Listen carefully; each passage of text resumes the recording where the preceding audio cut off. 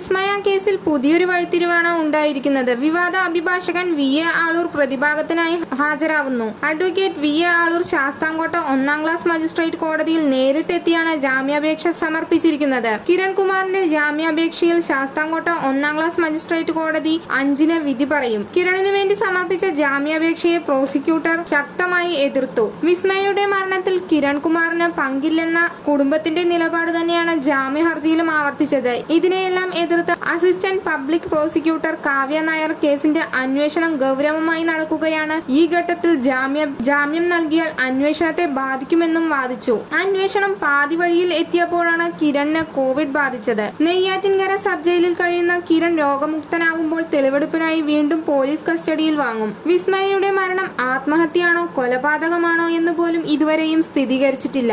ഇരുഭാഗത്തിന്റെയും വാദം കേട്ട ശേഷം മാത്രമാണ് വിധി പറയൽ 5-ാം തീയതിയിലേക്ക് മാറ്റിയത്. കേരളത്തെ ഞെട്ടിച്ച സൗമ്യ വധക്കേസിൽ അഭിഭാഷകനായിരുന്ന വി.എ. ആളൂർ ഇന്നലെ കിരണിനു വേണ്ടി ഹാജരായപ്പോൾ ജനരോക്ഷം ഭയന്ന് പുറത്തുപോലും ഇറങ്ങാതിരുന്ന കിരണിന്റെ ബന്ധുക്കളും സുഹൃത്തുക്കളും കോടതിയിലെത്തിയിരുന്നു. ജാമ്യ ഹർജിയിൽ വാദം നടക്കുമ്പോഴും അന്വേഷണ സംഘം പൂർണ്ണമായും തെളിവ് ശേഖരിക്കുന്ന തിരക്കിലായിരുന്നു. ശാസ്ത്രീയ തെളിവുകൾ, സാങ്കേതിക തെളിവുകൾ എന്നിവ പരമാവധി ശേഖരിക്കുകയാണ് അന്വേഷണ സംഘം. വിസ്മയ തൂങ്ങി മരിച്ചു എന്ന് കിരൺ പറയുന്ന ശുചിമുറിയിലും കിടപ്പുമുറിയിലും പരിശോധന നടത്തിയ ഫോറൻസിക് വിദഗ്ധരുടെ റിപ്പോർട്ട്, ആന്തരിക അവയവങ്ങളുടെ പരിശോധനാ ഫലം എന്നിവ വിസ്മയ കേസിൽ നിർണായകമാണ്. ഇതിനായി കാത്തിരിക്കുകയാണ് അന്വേഷണ സംഘം. കിരണുമായി അടുത്തിടപഴകിയ പോലീസ് ഉദ്യോഗസ്ഥർ കോവിഡ് പരിശോധനയ്ക്ക് വിധേയരാകും. ഈ ആഴ്ച തന്നെ പുതിയ അന്വേഷണ സംഘം കേസിന്റെ ചുമതല ഏറ്റെടുക്കും.